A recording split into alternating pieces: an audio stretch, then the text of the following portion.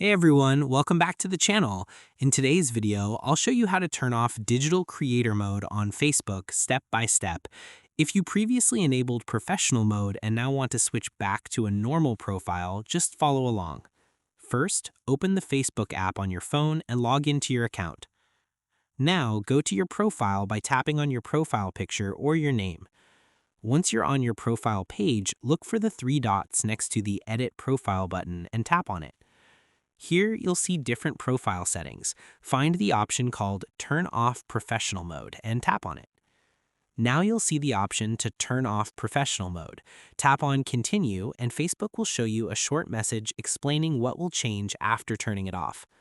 Simply tap on Turn Off again to confirm.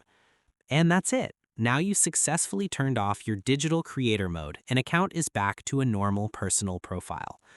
If this video helped you, make sure to like, share, and subscribe for more helpful tutorials. Thanks for watching.